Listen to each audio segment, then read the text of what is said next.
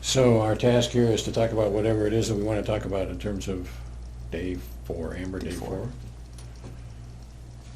And I don't have anything in particular in mind. The one thing maybe I thought we could think of, which is similar to what our conversation was at the end of Amber Day 3, was dealing with her talking about thinking in the first beep. So beep 1.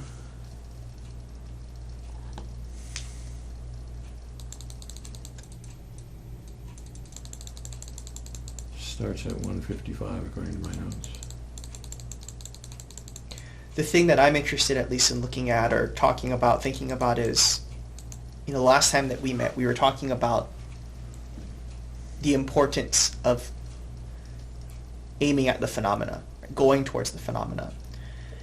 And from what I can remember, I didn't know what she was saying when she said she was thinking about the coincidence. I didn't know what that meant. And and again, we'll watch the video, but my recollection is you had kind of seemed to jump into that of talking about that as a cognitively analytical sort of thing. Or, again, I forget exactly how we got there, but it felt like we got there quickly. And so that's why I just wanted to talk about how we... So today, on day 4, yeah. so let's see what happens, because I think you're right. I think I did buy her thinking as being, her use of thinking as being cognitive analytical today. Yeah. And I don't right now remember why I thought that, but let's see. Yeah. Let's see what.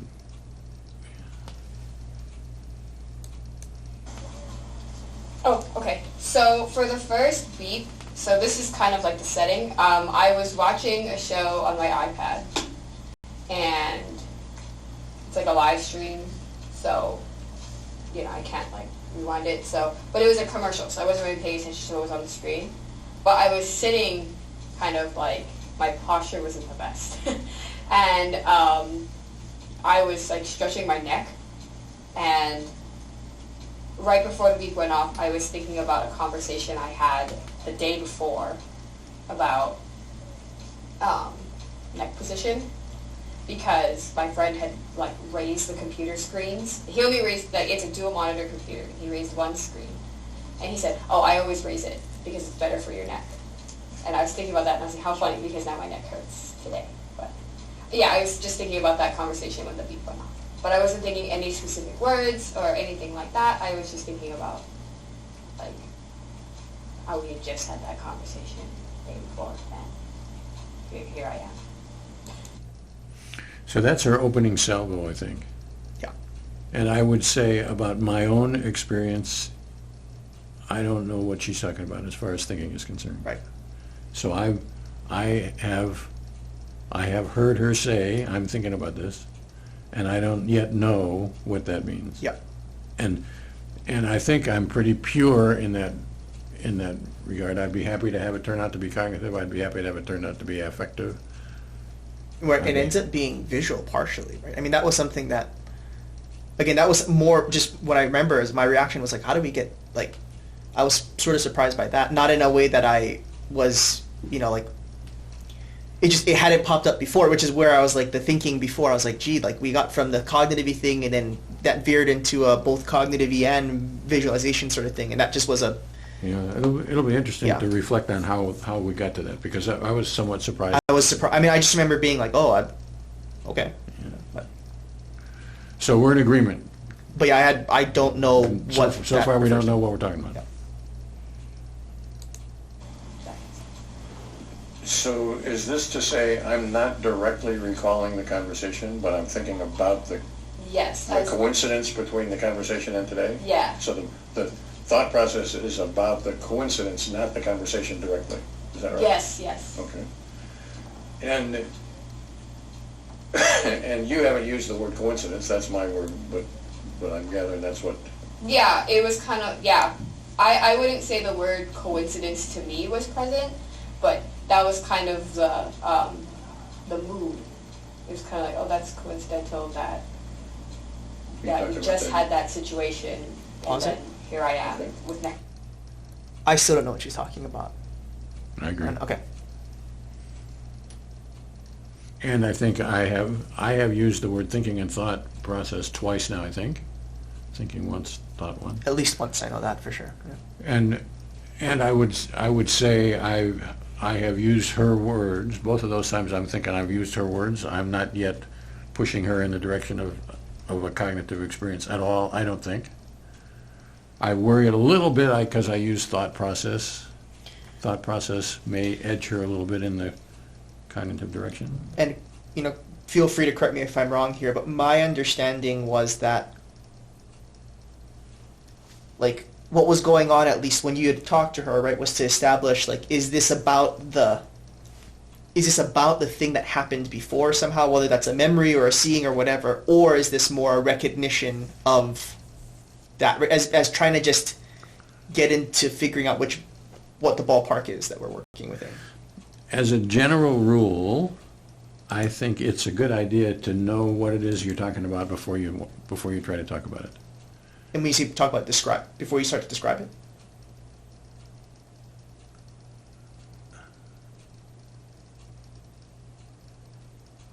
Well, I think we're already describing it. Everything that we've done here is an attempt at describing, so I can't go in that direction.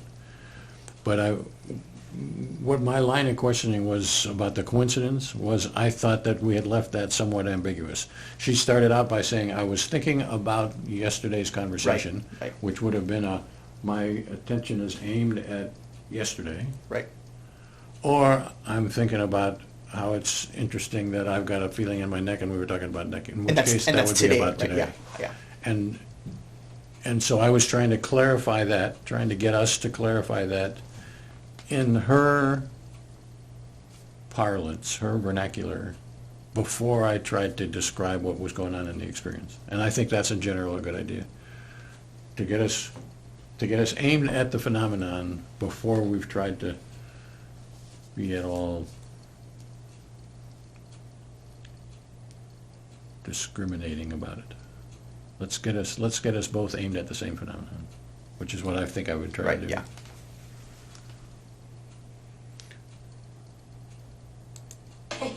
Okay. And I'm gathering this is not about words. The word neck isn't there, the word pain isn't there, the word No. neck yesterday isn't there, No. the friend. And is it about pictures? Do you see a neck, see anything? Is this a visual experience? No, I don't see a neck. I don't see anything like that. I do visualize though, like we were sitting in the office, and the way we sit, we have a computer on one table, and then we have a computer on the other table. So we sit. He sits one way, and I sit one way when we're working together. So I was like recalling, kind of like looking at him sideways and having this conversation. And is that present at the moment of the meeting? Yeah. So this is an unusual, because she says no pretty plainly, it seems to me, and it takes a while for her to get to this, and I don't quite understand that. Well, it seemed like what I thought was interesting, what I was picking up on is you had presented her with, right, the question was, is this visual? And you said, am I throwing out examples, or am I seeing a neck, or am I seeing this, right? And she says, no, I'm not seeing a neck. But it's not, it is clear, right? It's not like she's saying, well, I don't think so, right? She's saying, no, it's not that. But there's a hesitation there, right, where she starts to then say, I'm seeing the scene from yesterday, which now upon watching it, it's not as surprising that we got there. Well, let's watch it again. The way she unfolds it is a little bit surprising to me here. No. Anything? Is it about pictures? Do you see a neck? And is it about pictures? Do you see a neck? See anything? Is this a visual experience? No, I don't see a neck. I don't see anything like that.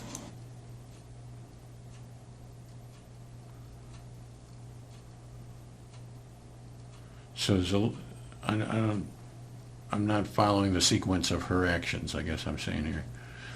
First off, I threw out is this a visualization?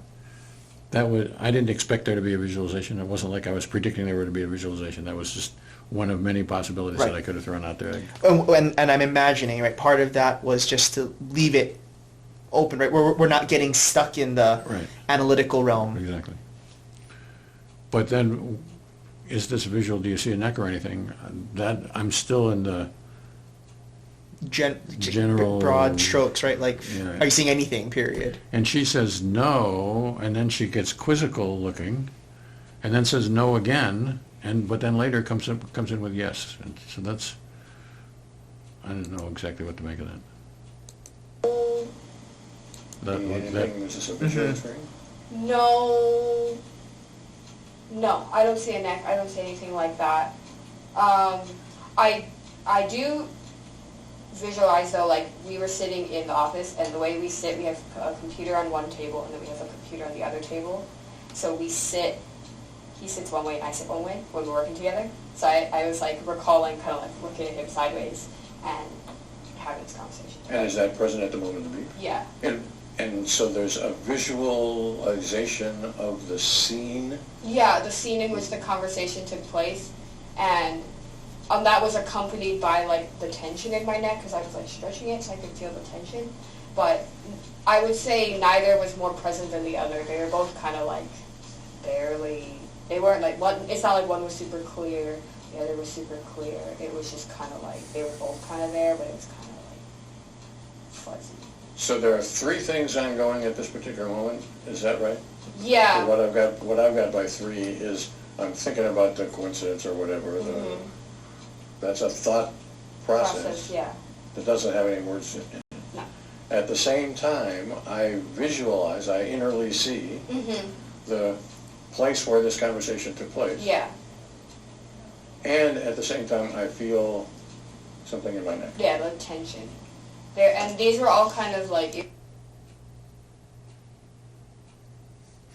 So the question that you started out this was, why did I go as quickly as I did to the thought process?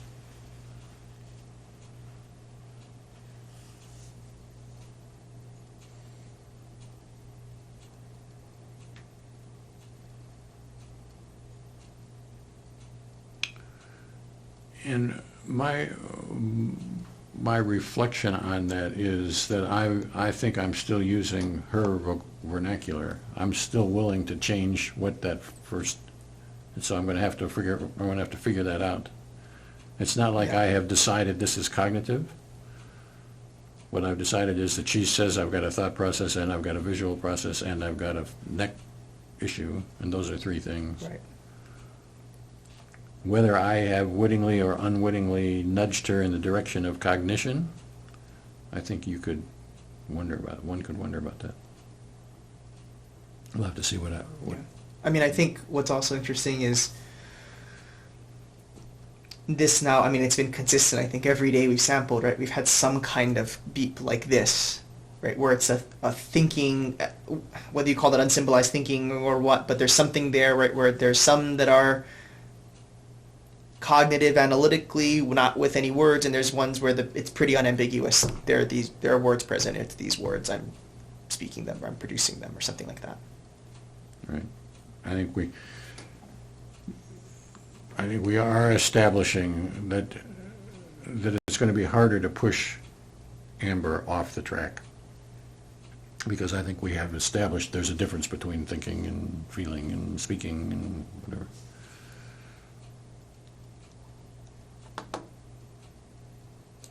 It's very interesting because these are all kind of like very no one was extremely clear. They're all just kind of there. And is one there more than another? No. So it would be just as good to say, at the moment of the beep, I was feeling something in my neck, and at the same time, I was thinking about this conversation. Or to say, at the moment of the beep, I was thinking about this conversation, and at the same time, I was feeling something in my neck. Yeah. So- And then yeah. So these are three separable strands, equally present, and none of them gripping your attention more than the other. No.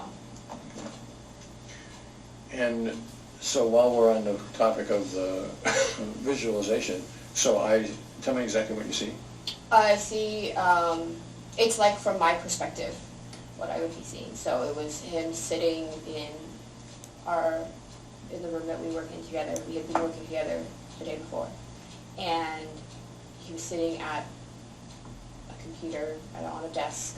So I'm not so much interested in what happened yesterday, I'm interested in What I see? in what you see. Yeah, oh yeah, okay. So I see him sitting, like, angled, and, because that's how the conversation was happening, and the two screens, and he's just, like, turned towards me. So he's more or less looking at you, Yeah. but he's turned around to do it.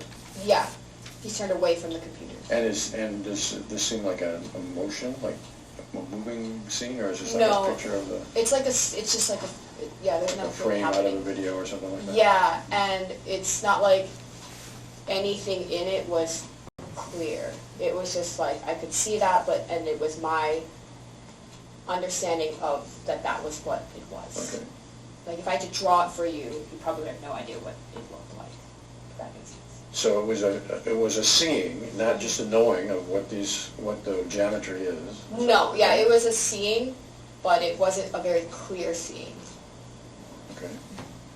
Clear enough that for you, you can say, well, this is the guy, and this is the monitor, and this is the day one, whatever. And those are seen, Yeah. not just known, well, I know the guy was there, and I know the monitor was there, and whatever. No, yeah, that was like a seeing of like it was almost like, I would describe it like a blurry painting. It's just In color, black and white? color. In color. And again, blurry as in visually, I'm seeing a blurry image, not I'm filling in the blanks here and I'm only seeing a part of it, or... No, yeah, like Things a like- blurry image, yeah. So what do you think? Should we accept that at the moment of the beep she had a visual, part of her experience was visual? I mean, I think so. The only thing that at least I'm reacting to is, she's talked about saying, well, none of these are really equally present, and she described the seeing and the net tension as being, like, I didn't write down the exact word she used, but I think she said it as, like, they're kind of blurry, fuzzy, out of focus, low level. So I mean, I feel like it's sort of like, we'll take it with the grain of salt. Maybe it has something to do with the, how she's describing it. Maybe it's something to do with the apprehension itself. Maybe it has something to do with the phenomena itself. Yeah, I think I agree with all that. I have no reason for me to believe that she is not describing a phenomenon that occurred. Yeah. I guess I should say, there's nothing in that interview that makes me think we've pushed her into this, or she's like talking about, like, it's pretty straightforward. She's describing what she's describing an inner seeing, but with the other stuff of, well, I mean, this sample in of itself is maybe a little bit. Well, but that is sort of the interesting thing about her experience. Many of her samples are somewhat like this. She's got some semi-determinate stuff, and that Semi-determined in what way? Like, well, blurry imagery, for example. Yeah, This is not the first blurry imagery. Yep. And so there, for her, it seems like there is a range of clarity of experience.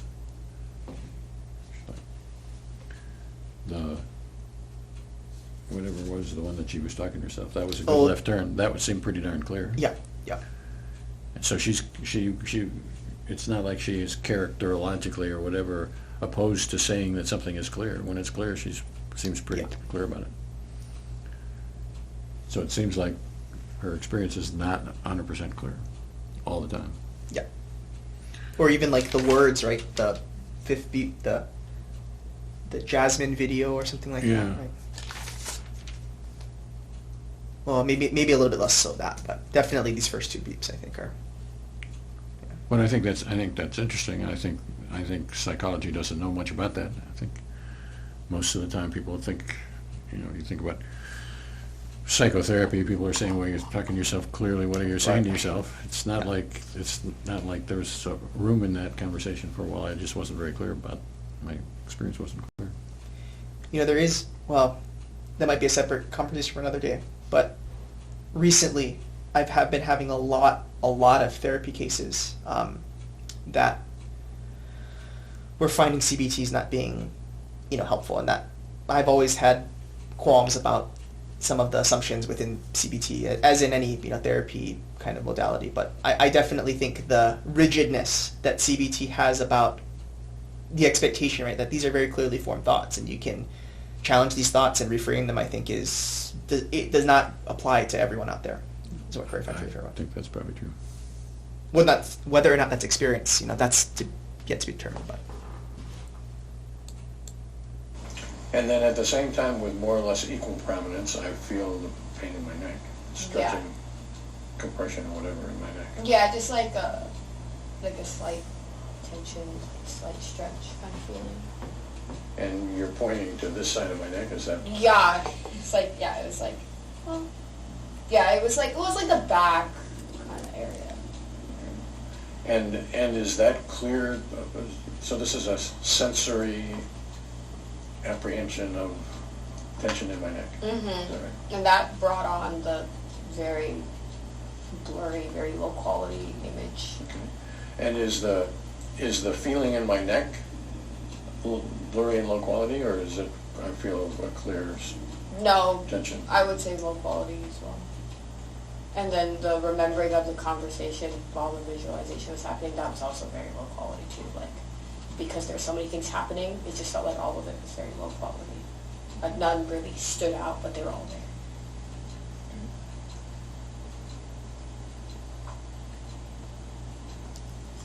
there. And these things all seem to be caught in flight by the leading edge of the beep. Is that true?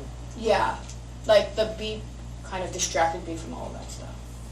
So like, had the beep not happened, well, I mean, I'd want to predict, but if the beep hadn't happened, I feel like the phenomenon would have lasted longer.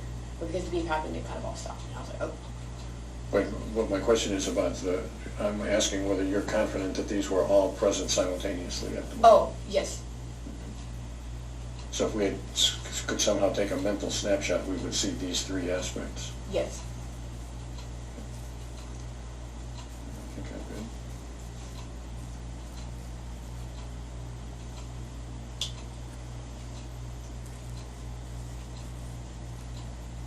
yeah, I think I'm good as well.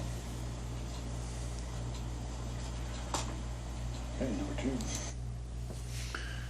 So we never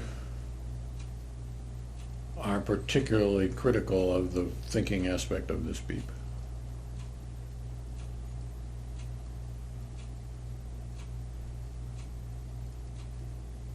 Part of me had an urge to ask something to the effect of, we've been talking about these types of things. This is not the first time we're seeing something like this again, and I don't really like that question, because I don't think we really know what we're talking about here, so I can't presume that this is similar or different to any other beat that's happened before. But this, like, thinking about something, right? Not in words, not in early 12, this is something that has happened, and I would want to know a way to ask, like, is there anything more to say about this beep? So what I would say about that is, I think comparisons to other beeps are actually a good idea, but I would make it specific to another beep. I wouldn't ask about beeps in general. Right. I think the trick to DES, the heart of DES, is to be as concrete as you can say. So you can ask, is this beep different from that particular beep? Like, for example, I think when we got to beep 4.5 or something like that, I was asking, well, is this the same as when the words were from Right. 4.2?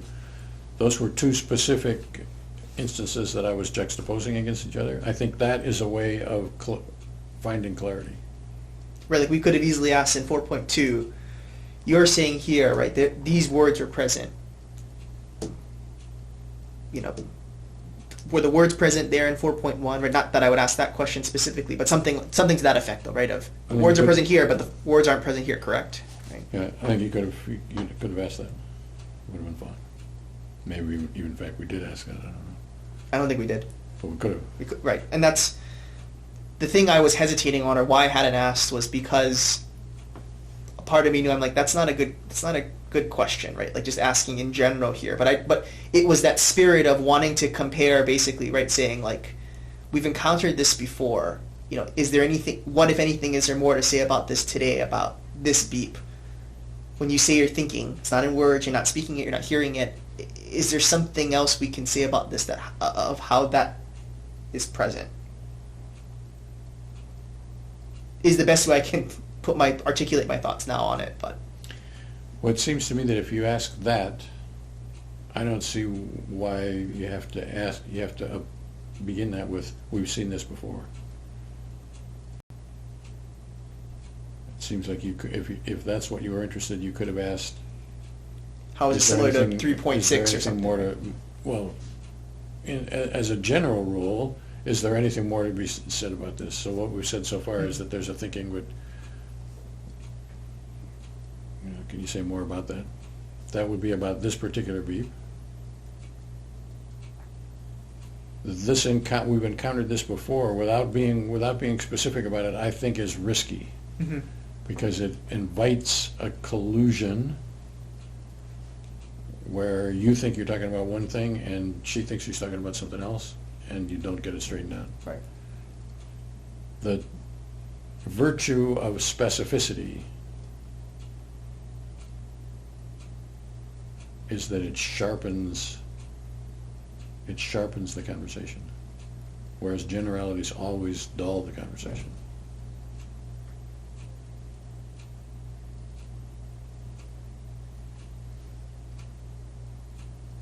Whether that's really true or not, I don't know. I'll have to think about that, but I'm guessing it's probably true.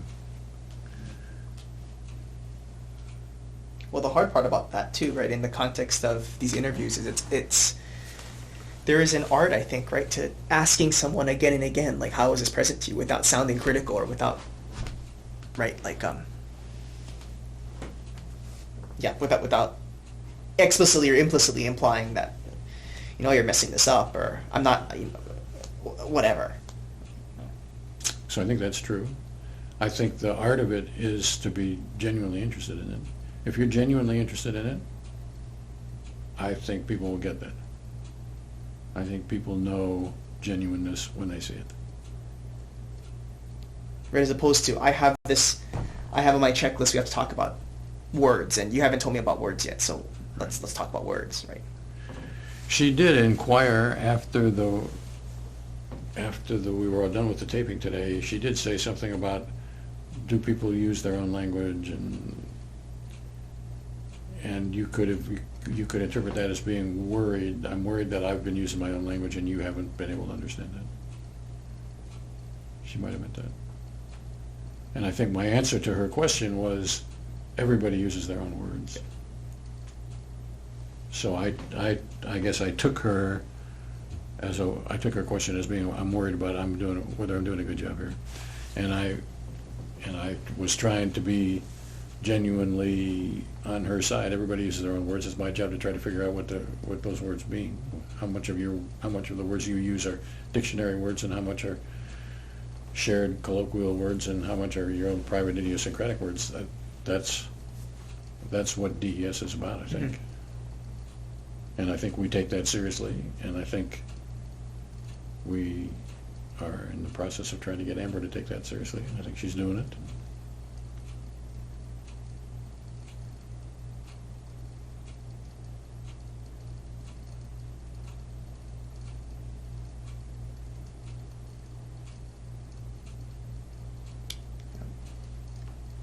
I would say a hard part of DES is being no more clear than the experience deserves.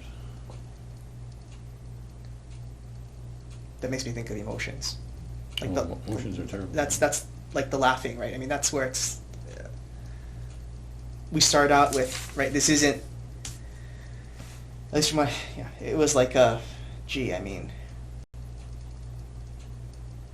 that's a terribly specific kind of feeling, right? The emotion that accompanies, like, kind of like laughing to myself or something. There could be a lot to say about that, but there also could very well not be too. Well, I would say, as a generality, feelings are among the most difficult things, and among feelings, humor and laughing are among the most difficult. And I don't know why that is, but I would say that is Yeah. a fair generalization of quite a few years of doing this kind of thing.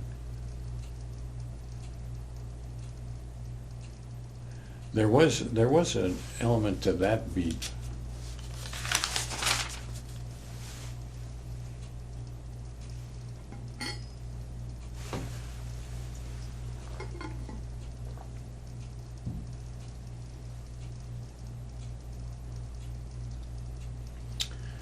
I can't remember which beat it was now, but where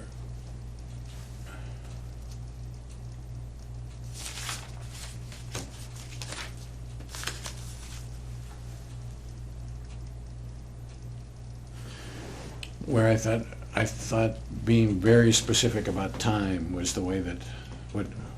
Oh, that was, Might be worth looking at that, actually, to see what happens. The beat where I use the yeah. time, I think it was beat 5.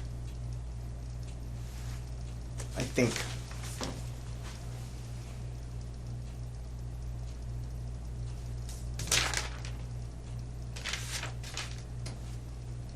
Oh, actually, it might have been beat 6. Yeah, establishing the fact that, because we did clarify some time, right? That she had a cognitive analytical kind of thing, right? Like a recognition that she was wrong, like the half second before the beep, and at the moment of the beep, she was reacting to She was that laughing. evaluation. Yeah. let's try to watch that. So that beep starts at 34:19.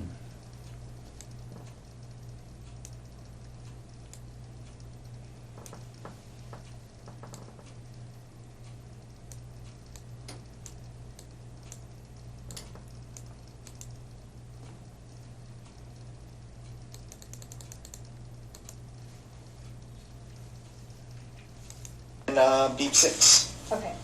So I was now watching the next Law and Order, which is organized crime. And the two, like, texts in that show, they kind of like each other. So in the scene, there's all context, in the scene, the girl Jet, she goes to the guy's house and she brings him, like, a gift. And she's knocking on the door and she calls him Adam. And I was thinking to myself, this is before the beep ball, I was thinking to myself, is his name Adam Malachi? And then at the moment of the beep, I was kind of like, almost like laughing at myself. I don't know if I was physically laughing at myself, but I was kind of like mentally laughing at myself because that's not wrong, and that is wrong. That's wrong, and I should have known, but that was not it. So that's kind of what happened in the beep, was me kind of like, ha ha ha, you're so wrong. But those words aren't present. It's just Okay. kind of like the feeling of like, that was dumb. Okay. And so is this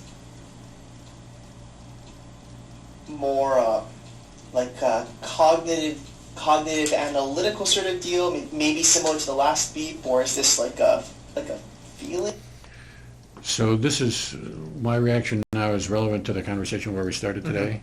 That I don't think we have yet figured out what the phenomenon is. Before you're asking her about the details of that phenomenon, but we haven't zeroed in on the phenomenon. Yeah. And I mean, both my reaction watching this and in the moment was, I don't know what's going on here. The trick, as I said at the beginning, I think, is to get her to focus on the phenomenon, and she isn't there yet, I don't think. And the moment to get her to use the moment as a crutch to get her focused in on the phenomenon, then we can know what we're talking about.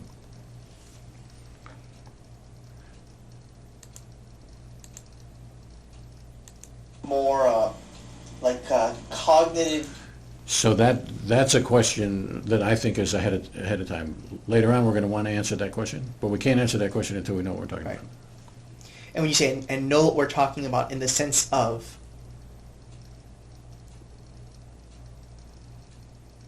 well, I guess that is my question, right? Because you could say, laughing to myself is the phenomena. The phenomena is me laughing.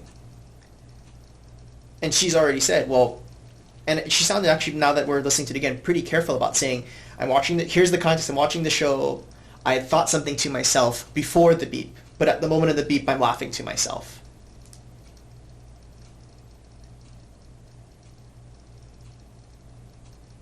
Laughing to myself is something that I could directly apprehend, right? That is something that could be directly apprehended. And so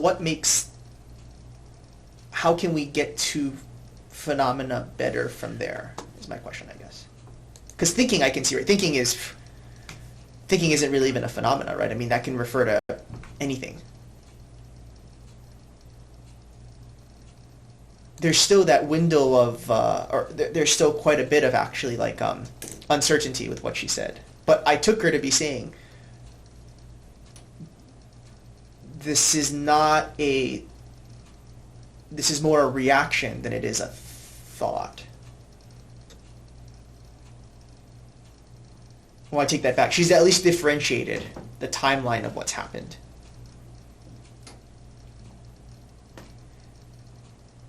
And ultimately, I just don't quite know what question to ask. Not that there is a question, but how to get her on track with phenomena. More so than she already has. So I agree with all that, but I don't think, to my aesthetic, she has aimed her description at the moment of the beep. That's what I think is missing for me. I agree that she said the context, and then she said I was thinking about that, and then I was laughing to myself at the moment of the beep. But then the next sentence after that is going to be about the moment of the beep being sort of self-analytical or whatever, I think. Okay. No, but that was not it. So that's kind of what happened with the beef, was me kind of like, ha ha ha, you're so wrong. But those words aren't present, it's just kind of like the feeling of like, that was dumb. Okay. And so is this more like a cognitive analytical sort of deal, maybe similar to the last beep, or is this like a feeling, it's not so much analytical as it is I'm feeling, laughing to myself.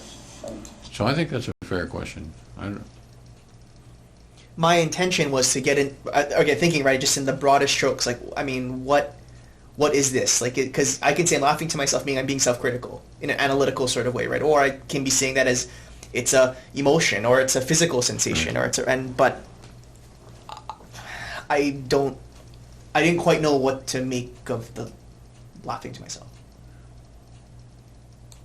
Humoring myself or something like that. Or... It's cognitive analytical because I was going back on a thought I had like milliseconds before. That was very wrong. So I don't want to talk you into that. Yeah. It doesn't have to be analytical, right? It can be a reaction to something that, right, or whatever. I don't know whatever was there is what. Yeah. Mostly my question is like, is this when you say laughing to yourself? How is that? Yeah, I guess that's a reaction. The laughing at myself was a reaction, but I would say that was more thinking, because it was like, no, and then the reaction was laughing at myself. And so is that, you said you weren't sure whether you were physically, like, laughing. Yeah, I'm not sure about that. Not sure, okay. So can I make sure we got the timing down here? So at the leading edge of the beep. So I'm still worried about timing. I can see from your point of view that you think we've already established timing. From my point of view, I'm still worried about it. That I think she has said, there was context, I was watching the show, I said this, then I had this self-critical moment, and then I was laughing.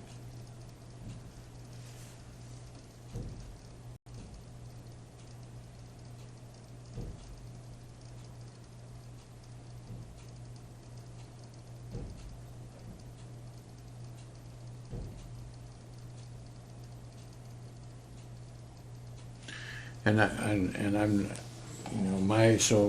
my preference, as I indicate on the tape here, is I want to be more specific about the time. Now, I don't actually know whether that's a peculiarity of mine. I'm hyper time sensitive or whatever at this particular moment, or whether that's a sort of a generally good thing. So I don't know the answer to that. Right. I'm not trying to say. But what I was worried about and am worried about as I watch the video, what I think I was worried about at the time and am worried about it at the same time, is that you all are oscillating around the experience, orbiting around the experience, but you haven't yet zeroed in to where you're in agreement that you're going to talk about this experience and not that experience.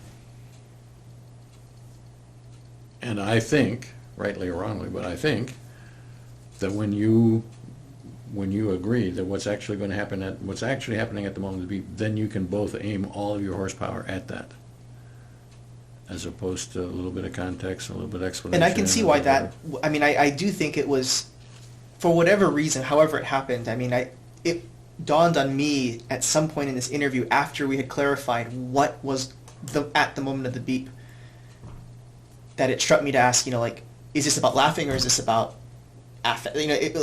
That made it easier, to add to what you're saying, right? It made it easier for me to ask specifically about, okay, we're zeroed in on the laughing or the whatever we're calling that, but I can ask questions about that, right, as opposed to the... I think that's exactly right. That's what I mean by you can aim your horsepower at it, and she'll know what you're talking about. And it all comes back to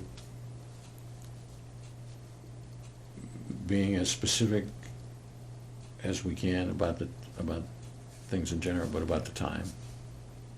And I think this beep is a good example of, I can see why this beep would be especially important, because we're dealing with a sequence of things that kind of all happen close together, right? And I'm not saying, I mean, just like what I'm remembering, right, is like, again, she's watching the show, she has a thought, she asks herself a question, she kind of has a thought about that question she had asked, and a recognition, right, of like, oh, that was stupid, that I should have known that, whatever. And then just after that, what we're dealing with is not the actual thought itself that happened just before it, right? What's at the moment is the reaction to that recognition, critical, whatever. So I think what I'm particularly worried about, and I think the beep solves the problem or helps the problem or something like that, is that it makes logical sense to have done exactly what you said that she said, which is what she did say, which was, I said to myself this, then I thought that was stupid, and then I laughed. But whether that's actually true is another story. Right. And the only way that you can have a chance at tearing that apart, at teasing that apart, is by being as specific as you can about the time. And the time is about the laughing, which means we don't have to worry about the suspected causation. Right. And I could also see where the beep helps in that. You could go through that whole timeline, right, and establish, actually, no, I mean, even though logically, it'd be one after another.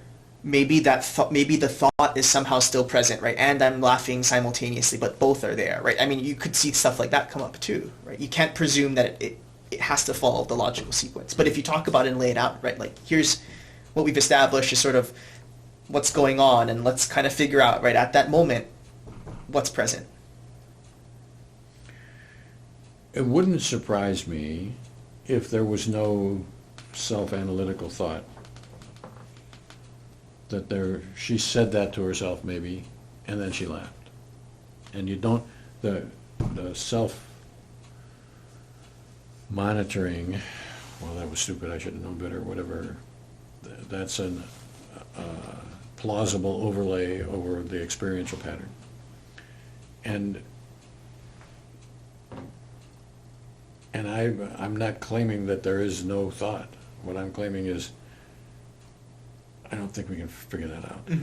I think the only thing we can have a chance of trying to do is to try to describe experience that happened at a particular moment.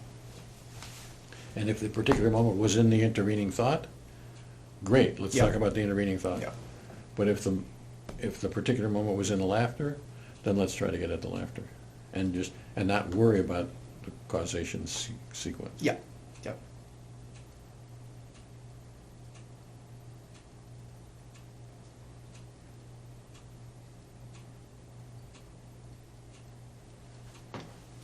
seems to me. Yeah, I mean, I think talk about causation is actually worse than anything else, right? I mean, I get nervous when we get into talk about causation, or when it starts to sound too logical, right? I'm like, I cringe.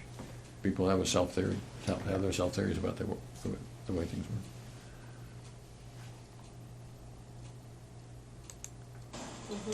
Time is going on like this. I'm watching the show. She says Adam. I think to myself, is his name Adam Malachi?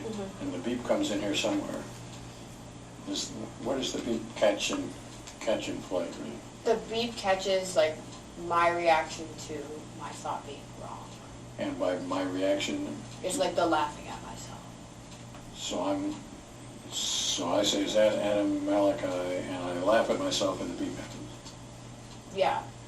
Like, that's wrong, ha ha ha. I would say that's wrong, like, right, like. That's wrong out here. Yeah, and then the reaction is what the beep catches. And so that's wrong would be cognitive. I'm just thinking about that. Yes. But the moment of the beep is catching me In a reaction. in a reaction which is not particularly cognitive, but the result of a cognitive. This is Yes. how I'm laughing at myself. Yes. Yeah. That's the best way to describe that. Yes, absolutely. And so our task is to figure out what the laughing of yourself phenomenon is about. Okay. Yeah, and I would. So that conversation made it seem like we were talking about a sequence, that we were buying that in the sequence.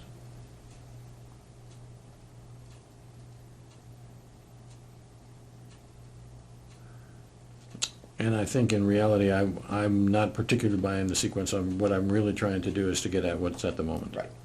And that's what I took it as too, is that it's just that you need, the sequence is used as a means to get to the moment.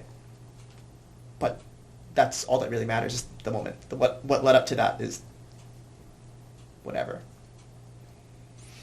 Yep, and part of it is iterative training for next time. That these guys are going to be interested in the moment. I got to pay attention to what's going on right then. Actually, pick it up from there. How, like, is there any way to say how that's present? Yeah, because I don't know if I was doing it physically, but in my mind, I was laughing at myself. So I think laughing in general, I think is what I would say after having sampled with a lot of people over a long haul is when somebody says they're laughing at themselves or smiling or whatever, it's pretty much going to be the end of the story. We can work on it, and we should have worked on it. We tried to get as far as we can. We didn't get very far, and what I'm saying now is that you shouldn't feel badly that we didn't get very far. Yeah. Because it might be that it's not possible to get very far, and it might be that just Russ doesn't know how to get past that, and so can't help you do that. You know, if there was somebody doing this better than we were, then maybe they'd know how to do it. Humor But itself seems very... humor is hard. I mean, that's... If it's genuinely funny, it comes from down deep somewhere. Yeah.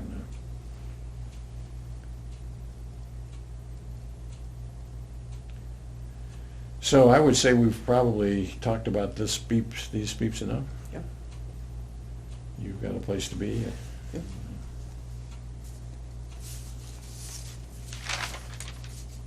You got any closing comments here? No, I mean, yeah, no, I don't think so. No. All right, then let's... I'll stop that one. You can stop this one.